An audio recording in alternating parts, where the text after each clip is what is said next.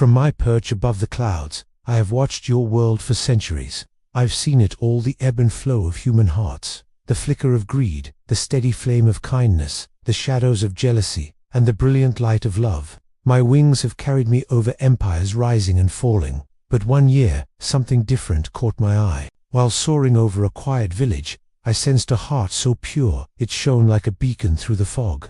It belonged to a young man, the younger of two brothers. His older brother, in his selfishness, had claimed the family's riches, leaving him with nothing but a barren patch of land and a single, lonely starfruit tree. But the young man harbored no bitterness. He worked the dry soil with unwavering hope, loved his wife with a fierce and gentle devotion, and never once cursed his fate. His spirit was as resilient as the roots of that old tree. One morning, the sweet scent of ripe starfruit drew me down from the heavens. The fruit was delicious, as sweet as the goodness I sensed in the man's soul. As I ate, he approached, not with a weapon or a shout, but with a quiet sigh. He looked at me, his eyes filled with weariness, but not malice, and said, "Oh, great bird, this tree and its fruit are all we have to live on. Please, I beg you, leave a little for my wife and me, so we may survive." There was no anger in his voice, no desperate attempt to claim what was his, just a simple, honest plea. His humility touched something ancient within me. It was a purity I had not encountered in a very long time. So, I decided to reveal my true nature. I spoke to him in a voice that rumbled like a distant storm. "For every fruit I eat, I will repay you with gold. Go home and sew a bag, exactly 3 spans long. Be ready at dawn, and I will carry you to your reward." The man was stunned, but he did as I commanded. The next morning, he stood waiting, his small 3-span bag clutched in his hand. He climbed onto my back, his body trembling with a mixture of fear and trust. I spread my wings, and we ascended into the vast, blue expanse. I carried him on a journey few mortals have ever known.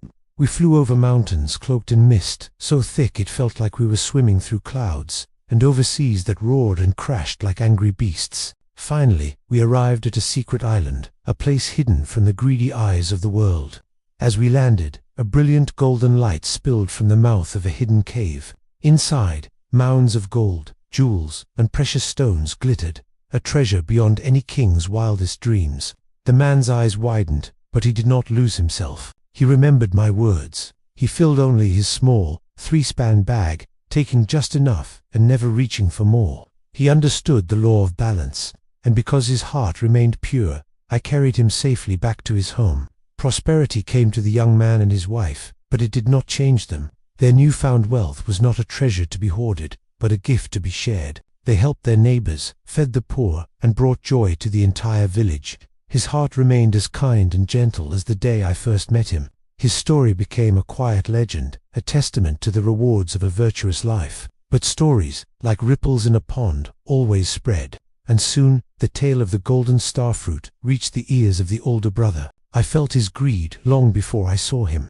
It was a cold, sharp hunger that radiated from him, a stark contrast to his brother's warmth. Consumed by envy, he schemed and manipulated, eventually convincing his younger brother to trade everything, his fine house, his fertile lands, all his new comforts for that single starfruit tree and its barren patch of land. The older brother then waited, his heart pounding with impatience, for my return. When I finally descended upon the tree, he didn't wait for me to speak. He rushed forward, a triumphant, greedy gleam in his eyes. He held up a bag, but it was not the humble size I had decreed. It was a giant sack, easily 3 or 4 times larger, stitched together with haste and He had prepared for this moment, not with humility, but with a plan to take as much as he possibly could. I saw the darkness in his soul, but the pact was made. I carried him to the Golden Island, just as I had his brother. But the moment we landed, he was like a starving wolf unleashed. He ignored the beauty of the island, the magic in the air. He saw only the gold. He frantically stuffed his enormous bag, then filled his pockets, his sleeves, cramming every possible space with the glittering treasure. I warned him. I told him the island demanded respect, that the sky and the sea kept a fragile balance, but my words were lost in the clatter of gold. He was deaf to everything but the song of his own greed. As I struggled to lift him into the air, the immense weight pulled us down. The sky, once clear, began to churn with dark, angry clouds. The wind howled a furious song, and the calm sea rose into monstrous waves that crashed against the shore like mountains collapsing. The storm raged around us, and my wings strained against the punishing gales. I pleaded with him, my voice barely audible over the thunder. "Throw the gold away. Your greed is too heavy. We will both be dragged into the sea." But his soul had been completely consumed. He clutched the bag tighter, his knuckles white, as if the gold itself was his lifeblood. He would rather die than part with a single coin. A violent gust of wind, stronger than all the rest, struck us with the force of a giant's fist. My wings faltered under the impossible load. For a moment, we hung suspended between the raging sky and the churning water. Then he tumbled. Down he went, into the furious, black waves of man, his greed, and a bag of useless, heavy gold, all sinking together into the abyss. And I was free. The weight was gone. I rose again, my wings catching the wind, and soared back into the safety of the clouds. Since that day, I have not returned to test the hearts of humans. I learned a powerful lesson. Gold can be a tool to reveal the truth of a person's character, shining a light on both their kindness and their corruption. But I also learned that for some, it is not a test, but a poison that can destroy them from the inside out. And so, I watched from above, forever remembering the two brothers, one who found wealth in his heart, and one who lost his life for the treasure in his hands. Thank you for watching. If this story resonated with you, consider subscribing for more tales from the sky. Stay kind and stay true to yourselves.